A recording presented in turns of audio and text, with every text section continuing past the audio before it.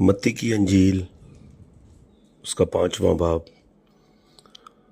वो इस भीड़ को देखकर पहाड़ पर चढ़ गया और जब बैठ गया तो उसके शागिर्द उसके पास आए और वो अपनी जुबान खोलकर उनको यूं तालीम देने लगा।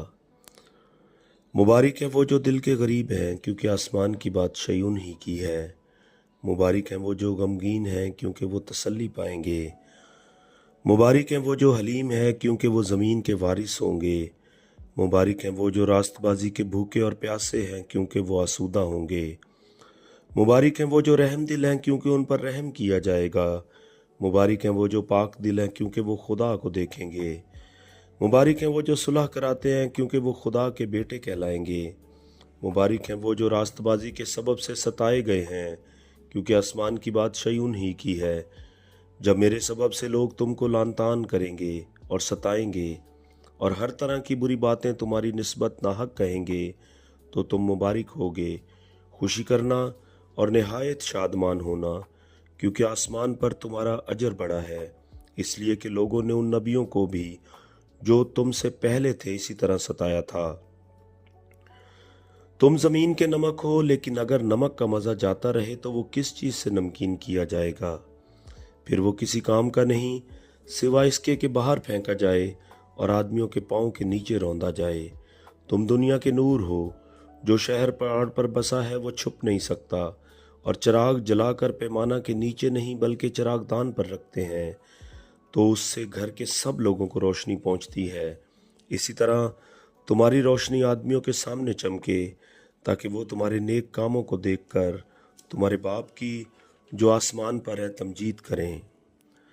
ये ना समझो कि मैं तौरेत या नबियों की किताबों को मनसूख करने आया हूँ। मनसूख करने नहीं बल्कि पूरा करने आया हूँ, क्योंकि मैं तुमसे सच कहता हूँ कि जब तक आसमान और ज़मीन टल ना जाए, एक नुक्ता या एक शोशा तौरेत से हरगिज़ ना टलेगा, जब तक सब कुछ पूरा ना हो जाए। बस जो कोई इन छोटे से छोटे हुक्मों में से भी किसी को तोड़ेगा और यही आदमियों को सिखाएगा, वो आसमान की बादशाही में सबसे छोटा कहलाएगा। लेकिन जो उन पर अमल करेगा और उनकी तालीम देगा, वो आसमान की बादशाही में बड़ा कहलाएगा।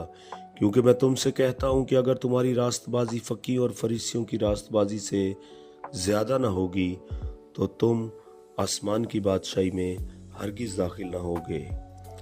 तुम सुन चुके हो कि अगलों से कहा गया था कि खून न करना, और जो कोई खून करेगा वो अदालत की सज़ा के लायक होगा। लेकिन मैं तुमसे ये कहता हूँ कि जो कोई अपने भाई पर गुस्से होगा वो अदालत की सज़ा के लायक होगा, और जो कोई अपने भाई को पागल कहेगा वो सदर अदालत की सज़ा के लायक होगा, और जो उसको अहमक कहेगा वो आतिश जहन्नुम की सज़ा का सज़ावार होगा। बस अगर तू कुर्बानगाह पर अपनी नज़र गुजरानता हो और वहाँ तुझे याद आए कि मेरे भाई को मुझसे कुछ शिकायत है, तो वहीं कुर्बानगाह के आगे अपनी नज़र छोड़ दे और जाकर पहले अपने भाई से मिलाप कर, तब आकर अपनी नज़र गुजरान। जब तक तू अपने मुदई को साथ राह में है, उसे जल्द सुलह कर ले। कहीं ऐसा न हो कि मुदई तुझे मुंसिफ के हवाला कर दे और मुंसिफ तुझे सिपाही के हवाला कर दे और तू कैद खाना में डाला जाए। मैं तुझसे सच कहता हूँ कि जब तक तू कौड़ी कौड़ी अदा न कर देगा, वहाँ से हरगिज़ न छूटेगा।